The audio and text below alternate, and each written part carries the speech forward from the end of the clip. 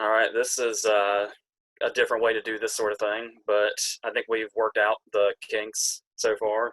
Hopefully, we'll see. So the first one we were going to try out doing this is one I was actually going to do back in like November, but then a lot of stuff ended up happening, so I just kind of kept pushing it. But now it's also one of those ones that seems like it's weird I didn't do this forever ago, seeing as how long we've been doing this. I thought it would have been one of the first ones, especially since both of these came out in 2006, and you started this channel in 2013. Yeah, but yeah, somehow it took this long, but obviously it's one of those cases where it feels a little unfair because The Illusionist is really good, Mm-hmm. but at the same time, this is one of those cases where if you're looking at the versus angle, one is definitely superior to the other, like glaringly. So, um, but it is worth noting that we do like both movies a lot, but maybe the points will come through more clearly once we've gone through everything. I figured we would just start with the Prestige because that's Sure. right. Even though the Illusionist came out first, Mm-hmm. um, and it's like I was telling you, as good as the Illusionist is, watching the Prestige first does it no favors. Coming out in the same year as the Prestige, even though it came out first, still didn't do it any favors. Mm-hmm. So I've yeah, noticed. I've noticed with the Prestige. You know how everybody always makes fun of the Bale Batman movies because Michael Caine just tells stories throughout the whole thing. He's telling stories throughout the Prestige too. I'm starting to feel like one of Nolan's favorite things in the world is just to listen to Michael Caine tell a story. oh yeah, and you say this having not even seen Interstellar yet. Oh, is it more storytelling? Oh yeah. Because he told, if I remember right, he told stories in Inception for the little he was there. There is so much trademark Michael Caine exposition in Interstellar. I mean, to be fair, I would listen if Michael Caine wanted to tell me a story. Now we need one of those videos like they have the walk-in videos where Michael Caine just reads like a fairy tale or like the Three Little Pigs or something. Or even one of those ones where they give a house tour. I definitely. Yeah, Michael Caine could tell a story about everything in his house. This oven, this oven was bought in 1742. That was a horrible Michael Caine. Need that dude from the trip to come in and save it. Rob Brydon. Yeah, I can't ever remember his name. He's funnier than hell in that movie, but I can never remember his name. Man, that's a movie I need to go shopping for the next time I go out and look for movies. I need to find The Trip. Good luck. I know, right? I'm gonna have to find it online for like $20. Anyway, So, that's the real reason we're here. Wow, we went on a tangent. so what are your like general thoughts on the Prestige before we get into the specifics?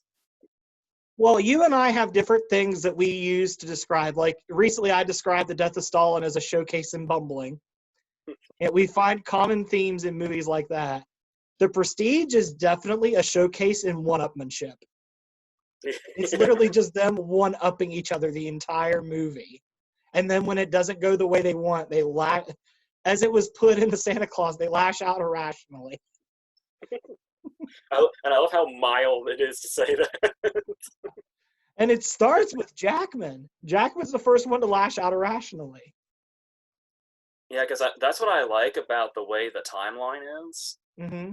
Is it's the thing where it's because you look at like what genre would you even put this in if you had to put it into? I mean, there's really no way you can put it into one, but if you had to guess, I mean, that's tough. I mean, it's kind of mystery because there's the mystery of the magic tricks. It's sci-fi because of the Tesla stuff. Um, the thing that I love is I would say mystery and sci-fi, yeah, but I would probably say maybe even thriller. that's what I was getting ready to say was when their rivalry starts. Like in Mm-hmm. the first, when we see their rivalry go back and forth in the first half of the movie, it's got like genuine thriller vibes in it. I think the only genre it doesn't belong in is comedy. Yeah, it has practically no sense of humor at all, which usually No, it's very serious. which would usually be an issue because it would almost be like a movie is taking itself too seriously, but you just get so wrapped up in it that it still takes you, and it has enough human moments, I think, in regards to where they're coming from emotionally, whether it be Yeah, because you have Borden and Anger. Is that how you say it?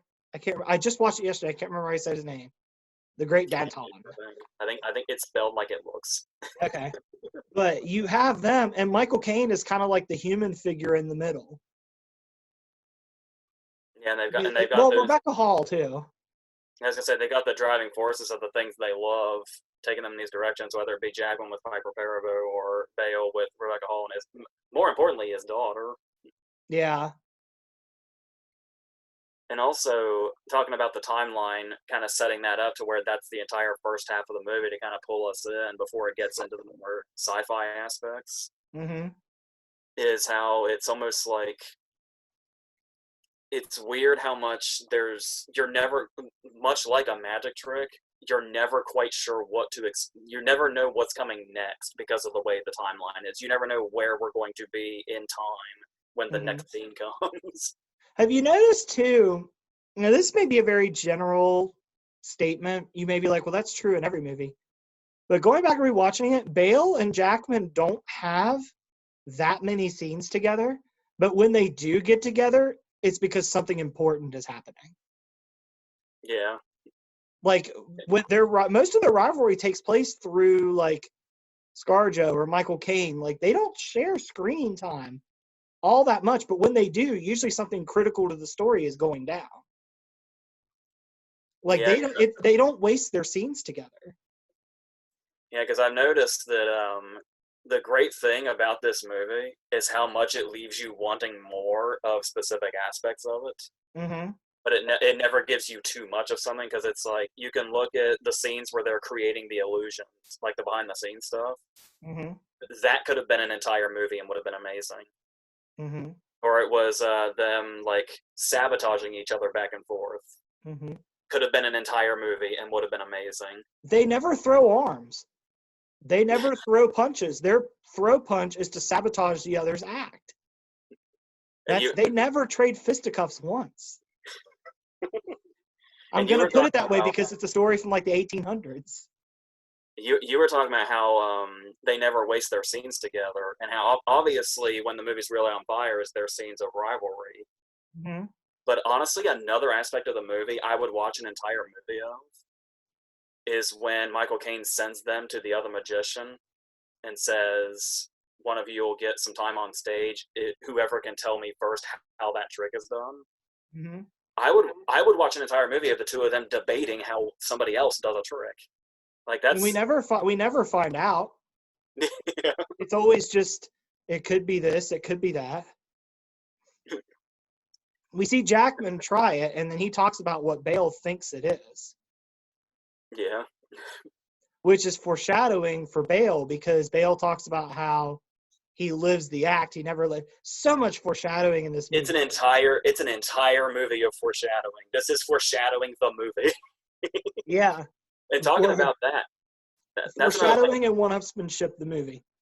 Because that's another thing it takes into account is the idea that also on top of the timeline being, you never know what's coming next. Another way the entire movie is like a magic trick is they're showing us stuff to our faces that we don't even realize we're seeing. It's like, well, spoilers, obviously. It's like with Fallon. When we first watched the movie, no clue. When you know the twist and you go back and watch it, it's so obviously Bale. I know I think the thing that hides him the most is the chipmunk cheeks. Like that's Mm-hmm. But I noticed something too, and this may be a little bit too deep. But in the movie, Bale says, when you know the secret, the trick means nothing. Once you know that's Bale, the movie loses something. It's different the first time you watch it and you don't know any of the twists. It's yeah. different. But another great thing that the movie does though is once you do know the twist of like who Fallon is, Mm-hmm. it's fun to try to. I mean, the ending little montage there at the end pretty much tells us, but it's always fun to try and figure out when it's Borden and when it's Fallon throughout the movie. Yeah.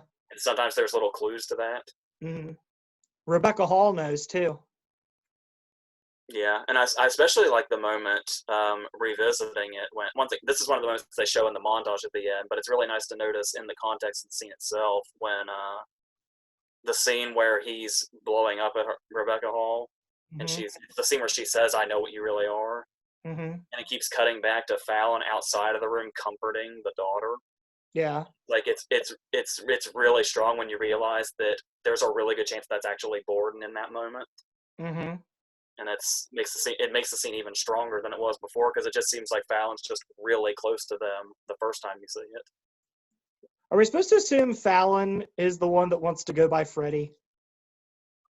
I would say it's like it's eventually like they actually start distinguishing themselves more and more throughout it, and that's another thing about that scene when they're at the dinner table was when this movie came out. That was when we were seeing like every movie that came out. Mm-hmm.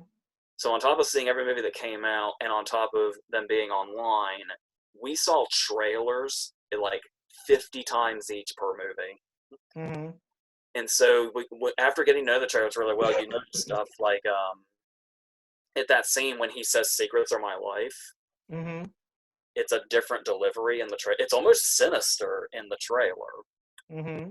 and it's more like exasperated in the movie. And I'm wondering if Nolan actually shot scenes multiple times with Bale, where he would do one take as Fallon and one take as Borden, and they would just decide later which was which.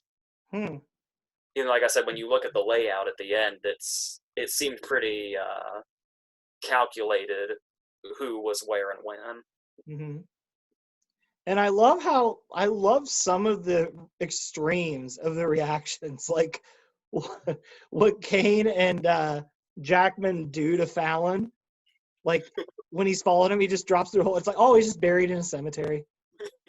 Like they pushed that so far. Yeah, it's Like like Borden could have easily gone to the cops and said, yeah, there was attempted murder. yeah, I was gonna say when Cutter says after he shoots through it, and Cutter says saves me cutting you an air hole. I was like, really, Cutter? Were you going to cut him an air hole? Because I'm not sure. He saved his own life there. And what's a hole in the box going to do if you're throwing dirt on it? And the fact that he even says when he points out where Fallon is, and Borden starts to dig him up, he's like, "Where's Fallon?" He's like, "He's right there. Is he alive?" How I believe the line is, how fast can you dig? And it's like, oh shit.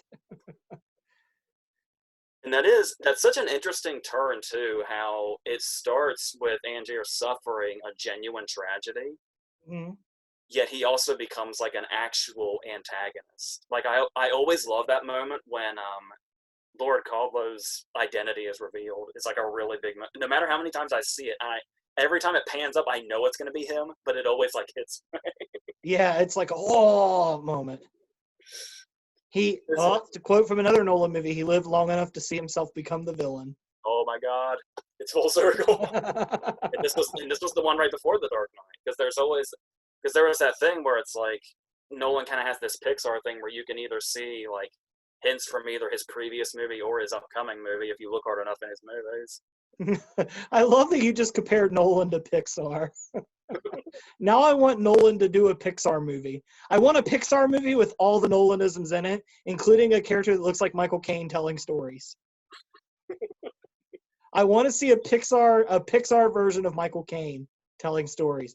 And I hope he has like a little top hat and like a little suit. And I hope he's short. I don't know why, I just want him to be short.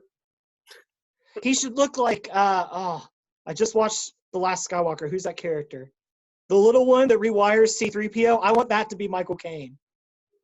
I don't know what The Last Skywalker is, but I know what you're talking about. Oh, The Rise of Skywalker. Fuck, I mixed them up. But you know what I'm talking about, the little alien guy that Yeah. rewires 3PO. I want that to be Michael Caine's Pixar character. And you mentioned top hats. That's another thing too that the movie does, where I just love in general that the movie has the balls to show us everything Mm-hmm. and just know that we're not going to realize it. Like the fact that we have the whole thing where we have Tesla's machine and they're doing all the tests that seem to not be working, but it's like the opening shot is all of the top hats. So Mm-hmm. in our minds, way deep in there, if we remember, we know where that scene is going, but the way the structure kind of pulls us in and makes us forget the shit that was right in front of our faces, or Mm-hmm. context it in a way that we didn't realize it was going to come back in the way that it does, Mm-hmm. is crazy. It takes so much confidence from a filmmaker to be able to do that. Yeah. And speaking of the machine, it's funny too. You were talking about Jackman's turn to the dark side. Whenever we first realized that the Tesla machine worked and it created another him, his very first instinct was just to shoot him. Like, Did you like notice his something clone else? self was like, wait, and that was it. Did you notice another clue that comes like right when we see that opening shot of all the comments? Hmm. Was how it's ultimately revealed at the very end that once everything has been found out, that Borden and Cutter are in this together. Like, Cutter eventually knows what's going on. Yeah. And obviously, I assume we're supposed to take Cutter's narration as coming from the very end of the story. Mm-hmm. So by the time he's narrating to us, it's from a perspective that knows the whole story. But did you notice that the very first thing we hear right before Cutter's narration is Borden saying, "Are you watching closely?" So Mm-hmm. we get Borden voiceover followed immediately by Cutter voiceover. We have no Angier voiceover because Angier's not in on it. Like, he's the one Hmm. that's in the dark about what the whole story ends up being. Now, I'm assuming that's intentional, and if it is, it's a really nice touch. Yeah. Or it could be that he doesn't survive to the end. Yeah. He has nothing to narrate with No, because he's dead. he do, he doesn't have the Lester Burnham powers. Yeah. So, or the Hardigan powers, or William Holden in Sunset Boulevard, all that. Or William Holden dies in Sunset Boulevard. Yes. Spoiler for the opening scene of Sunset Boulevard. Its body floating in the pool. Next, you're going to tell me that Orson Welles didn't survive Citizen Kane. Oh, another thing we haven't even touched on yet about this movie that's amazing is the technical aspects, where we have the Oscar-nominated cinematography and production design, I think. Mm-hmm. And yeah, this is easily one of Nolan's most well-shot movies, if not his most well-shot movie. Mm-hmm. Honestly, especially like the Field of Lights with Andy Serkis. It's such a great little hidden gem because it's nestled between his two critically acclaimed Batman movies. It's like it was the movie that he was like, well, I want to keep Christian Bale entertained until we can go back to playing Batman. I'll make this. It's kind of like the Lion King for Disney. Like, it was like the holdover movie that came out and everybody's like, your holdover movie is better than the movies we've been waiting for. Yeah, because there's a lot of people that say The Prestige is one of Nolan's more underrated movies. Mm-hmm. I obviously I get why they're saying that, because it's not as like big and well like talked about and well known as like his Batman movies, obviously, because what's going to be more well known than a Batman movie? Mm-hmm. But it is worth noting that I wouldn't call The Prestige an underrated movie, and anybody you talk to, the movie is loved. It blows their socks off. It is absolutely a respected movie through Mm-hmm. just I don't know if I've heard negative word from this movie. It was a long time ago. Yeah. It's got an amazing reputation still. It's got a huge cast, too. Yeah, I don't know why, because she plays such a major part. I always forget Johansson's in it, and her face is on the poster I had on my wall forever. Poor Scarlett Johansson. Yeah, and that brings the performances into it also, which are incredible, especially with, like I said, Bale playing two characters, and we never realized that until the end. Yeah. And I legitimately think somebody that's not acknowledged enough is Rebecca Hall is like award worthy, and she's not Yeah. even in it that much. No, but the scenes that she's in, they matter because they Yeah, drive the story. Like, you think that she's there just for Borden to have somebody to lose, but she is one of the biggest clues. If you listen to her, she's one of the biggest clues. and her arc is so tragic. Mm-hmm. Yeah. And it's I forgot another shot that I love is the idea of well, actually, I just love the whole root thing in general. Like there are moments in this movie where I can see people thinking it's far fetched. Like even before Tesla's machine comes into it, just the idea that they're able to both of them have an identical person in the world that they were able to have. But it's Yeah, but like that's one of those things though that people really think is possible. I mean, just what I was talking to you about earlier. Look at Adventures in Babysitting with Elizabeth Shue and the Playboy model. I mean, but once again, the thing about that is just when the movie throws something at you that you think is like, even in a movie like this, you'd be like, I don't know that I believe that. It ends up sweeping you up with something else because I love when Root actually starts to act, like the moment where he's just kind of stumbling onto the stage and Angier's like, oh, this will never work. And they're like, go ahead, do your thing. And he just becomes him. yeah. And it's like, oh yeah, I forgot. He's actually a devoted actor. He's just also intoxicated a lot. And then that leads to one of my favorite shots in the movie, which is the crowd cheering for Root, and Angier has to bow under the stage. Yeah. It's so symbolic of the movie itself, that one shot. And then the next scene, we think that's going to happen again, and nope, Borden's coming in to play his one-up game. You were talking about the tragic arc of Rebecca Hall.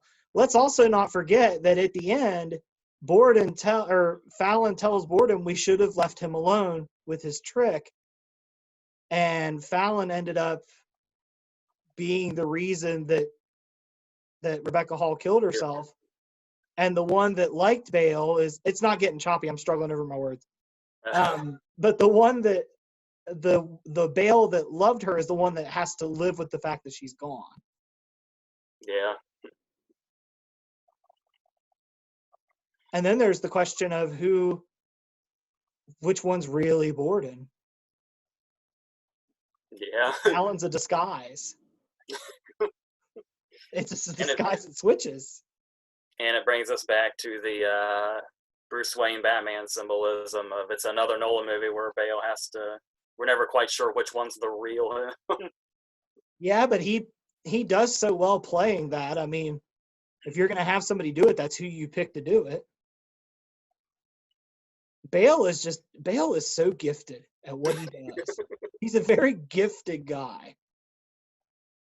Yeah, you still haven't watched Ford versus Ferrari yet. You haven't been graced with Ford versus Ferrari yet. No, my last little trip down a lane of Christian Bale going over the top was Vice. But what a fun trip it was. So yeah, I'd say that's about the specifics of the Prestige, wouldn't you say? At least as far as what we would have to say. Yeah. I mean, it still holds up, but when I watch it, there's times that I wish I could go back and watch it before I knew that Borden and Fallon were identical twins. Because I remember when that happened in the theater, it blew my mind. And now when I go back and watch it, I'm like, how did I not know? Yeah, because the thing I always think about is we're so familiar with actors, Mm-hmm. and we're usually really familiar, like going into a movie, who is in what movie. Mm-hmm. And I remember thinking throughout the movie, the first time I saw it was, I feel like I should know who's playing Fallon, but who is that? You did know. You knew all along. And like I said, it is stupid how obvious it is when you know, but when you don't know, it's insane. Because I don't remember. It's like what Borden said. Once you know the secret, it's lost.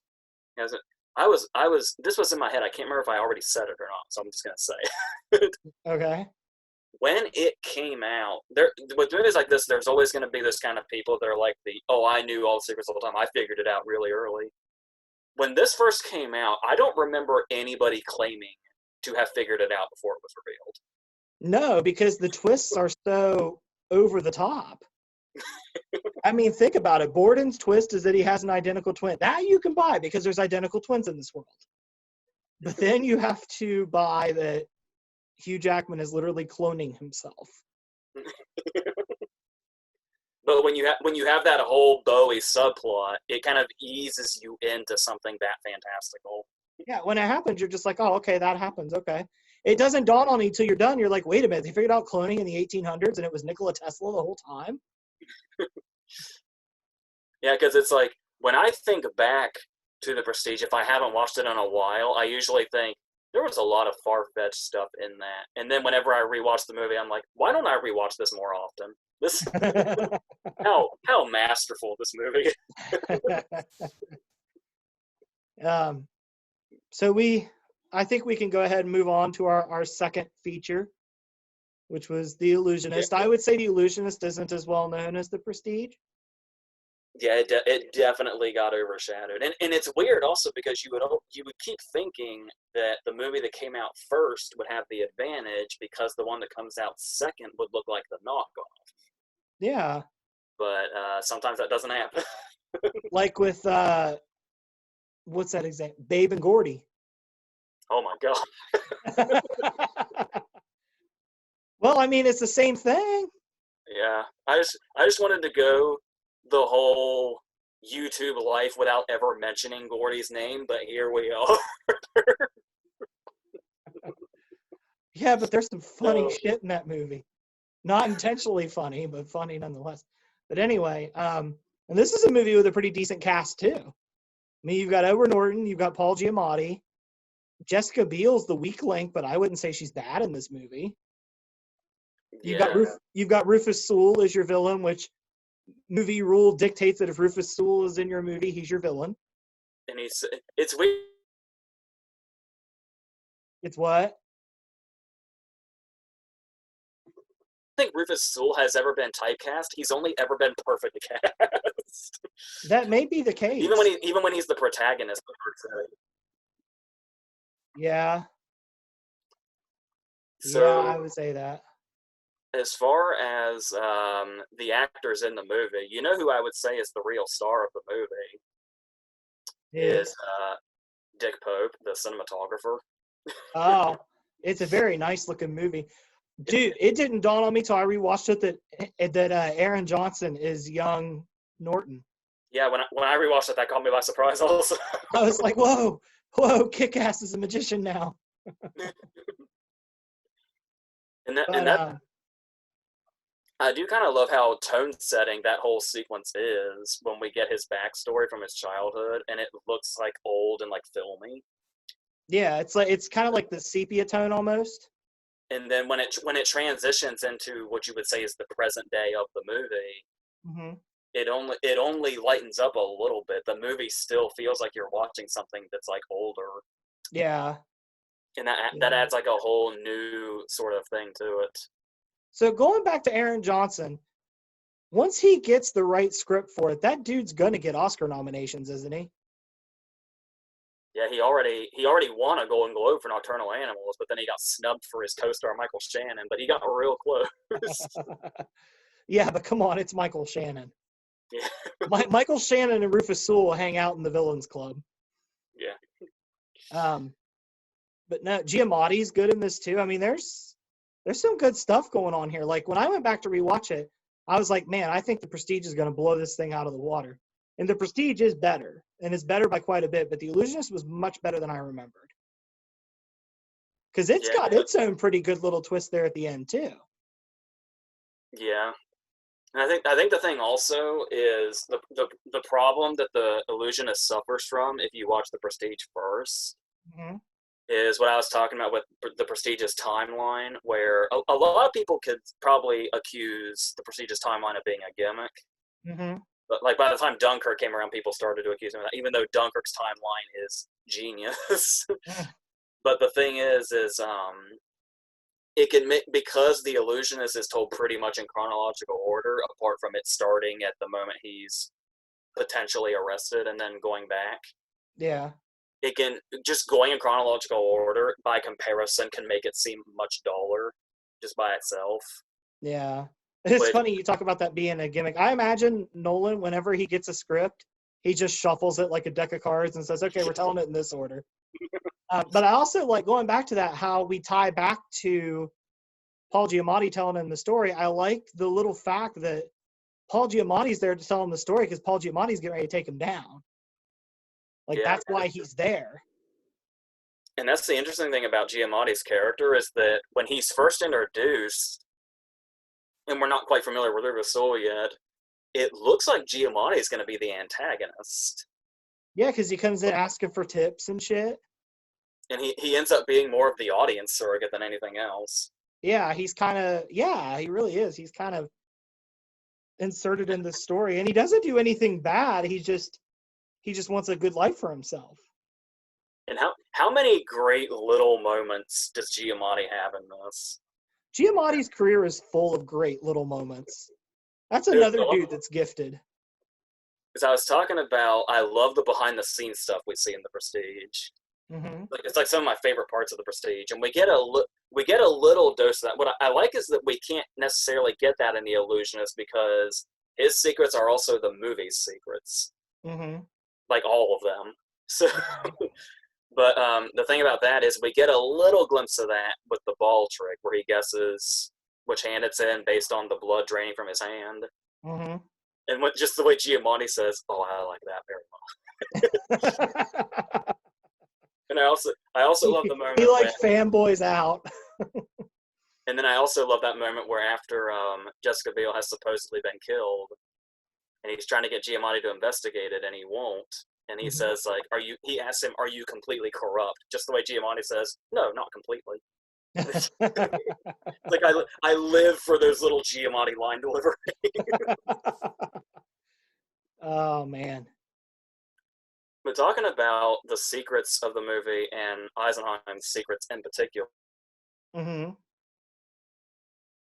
how like the Prestige goes into the fantastical, yet Nolan is kind of all about practical effects if he can pull that off. Mm-hmm.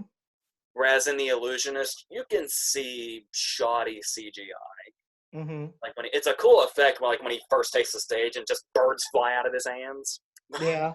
or like the butterflies with the handkerchief. But you can tell what's animated and what's CGI. Yeah. But what's interesting about that is when you look at stuff like the orange tree Mm-hmm. and the fact that that's a real trick from a Yeah. from a real magician, and Mhm. that seems like any that seems more outlandish than anything in the Prestige, and it's a real fucking trick. The same thing when he's bringing up the ghosts. When he first talks to Jessica Biel, you're like, oh, he's a sorcerer, but then you find out no, there's trickery to that too. And that's the great thing Like too. the illusionist could take place in the real world. Yeah, because the thing is you were talking about how Borden and Angier don't really share that many scenes in the Prestige. Mm-hmm. Kind of in a similar vein of that, you know what I noticed watching The Illusionist is Eisenheim has so many secrets that he's keeping from not just everybody, but us, the audience, also. Mm-hmm. Apart from just walking around town, do we ever see Eisenheim by himself for a long period of time? I don't believe so. There's always somebody there, or us giving the audience some sort of reason to not see his behind the scenes actions at all. Yeah.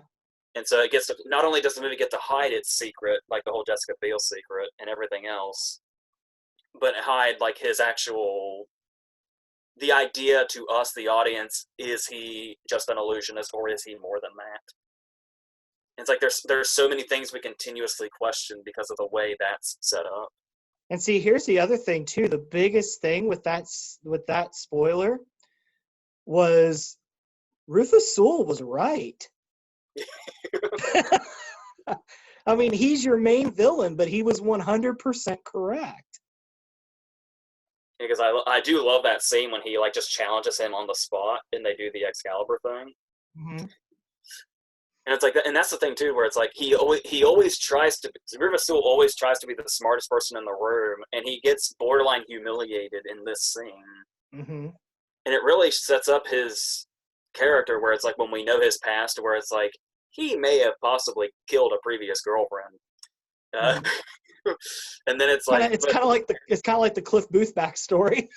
yeah, and then there's the whole thing where it's like that sets him up as somebody like really potentially threatening, and it's like he plays it in a way that you buy that he would be crazy enough to do something like that. Mm-hmm. but there's also something so cowardly about him at the same time, and he finds this perfect balance of that, and it just makes him like this perfect hateable villain. Even like you said, it's one of those cases Which Rufus Sewell really excels at. He's good at playing a detestable bastard. He is good at that. He does it so well. That's why they keep picking him for it, because they're like, well, there's not a better option. Just pick that one. That dude's mega talented. That's one of those dudes that's always in movies with actors that are bigger than him, and you don't realize until you go back and watch just how much he's holding his own. Yeah, I remember the first movie I ever saw him in was Dark City, Mm-hmm. where he's the lead. And when I first saw Dark City, I said, I know everybody that's in this movie except this guy. Yeah. I'm so glad I'm educated on Rufus Sewell now, though. I know. It's a handy education to have. And of course, talking about performance, of course, that puts Norton at the center of this. Mm-hmm. And that's the thing where that mystery factor of Eisenheim really comes through with Norton, especially when, once again, it's one of those cases where once you know what the twist is and you go back to it, Mm-hmm. Norton is doing acting on top of acting. Like every time he seems like, longing for her when he like sees her supposed spirit or when he's reacting to her death. And once again, it's always to an audience. Mm-hmm. It's like, so he's always playing to the crowd, but those moments play in both ways. We can sort of we can almost see multiple layers to it when we know, but when we don't, it looks like on the surface, those particular emotions by themselves. It's like when he shows up at the river where she's at. Like when you're first watching the movie, you're like, oh man, he's going to find her. He's going to be crushed. And then when you know the secret, you're like, how the fuck did he know to go there? Like, how? Like this is so clearly something that was orchestrated, and it did. I remember it did seem clumsy the first time I saw it when we get that shot of Jessica Biel just like unconscious on the horse. And it's like, what is this shit? This is something's off here. But still, the way it ultimately unravels and they throw in those other things make it a mystery up to the end. Mm-hmm. Even if you can tell, much like the other characters, you can tell something is off. You just don't know exactly what it is. Mm-hmm. And that's the great thing. That's the thing that keeps you coming back to it. Yeah. It's just interesting how both of these movies took that approach, but they did it in different ways. Yeah. With different twists. So in a way, they both lucked out that they have so many differences in their own approaches. Yeah. But like I said, as far as quality goes, this was being released the same year as The Prestige was the worst thing that could have happened to The Illusionist. Mm-hmm. And I feel like it would be a lot more, like people, once again, nobody really talks about it a lot like they would a really popular movie, but The Illusionist is a really beloved movie in its crowd. Yeah. And It's it is just good. I mean, the twist is feasible. I mean, there's nothing terrible about it. I mean, I feel like where I was talking about before with Rufus Sewell, where you can always tell he's holding his own. My only criticism of the movie would be you can tell that Jessica Biel's a little bit out of her league with who she's working with. Yeah. Because she's got to work with Norton, Giamatti, and Rufus Sewell. And Norton and Giamatti are a couple of probably will go down as a couple of the best to ever do it. Eddie Marsan is not to be dismissed either, who is also... Oh, yeah, his manager, yeah. That dude's good in, like, everything he's in, too. He's like the British Rufus Sewell, except he's not always a villain. Wait a minute, is Rufus Sewell British? I'm pretty sure. Then it makes no sense that he's the British Rufus Sewell, because the British Rufus Sewell would be Rufus Sewell. That's how good of an actor he is that you didn't know for sure. I didn't. But no, he's one of those actors that, like, I see him pop up in a movie and I'm like, yeah, he's the bad guy. And then I watch it and I'm like, that's why he's the bad guy, because he's good at this. But both movies are really good. Both of them hold up on a rewatch, even when you know the twist. I mean, with any movie where you know the twist, I mean, you spend your rewatch looking for clues to show what the twist is. And I think the Prestiges on a rewatch aren't as well hidden. I feel like the Prestiges are a lot more obvious. But that doesn't take away from it, though. Yeah. like I said, really the main star of The Illusionist to me is the cinematographer, who I don't know if I mentioned this, was actually nominated alongside Wally Pfister the same year. They were both nominated for cinematography. Really? Huh. For their magic movies. Yeah. Huh. That was such a strong year for that category. That's the same year as Children of Men too. Oh man, That's such a strong year for cinematography. that's crazy. I can't even remember what won now. I want to say Pan's Labyrinth, but I'm not positive. I don't know. It had to be something really stellar. I don't know. Go ahead and talk, and I'll look it up, and we'll figure it out before the end of this video. um, yeah, that's really, I think, all that I had to say on these. I wasn't really sure. I was afraid that we were gonna like really really build up the prestige and just say, oh yeah, the Illusionist is here also. But yeah, there is a lot to love in the prestige also, just or in the Illusionist obviously. But it just being the year that it came out, it just got way overshadowed.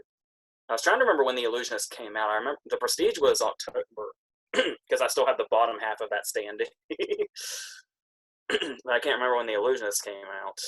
But I want to say they were relatively close together. I suppose I could 2000, also. 2006, right? Yeah.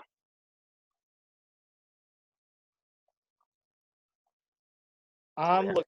Oh, wait a minute. This is the ceremony that took place in 2006. Yeah, that's annoying the way they the way they set that up.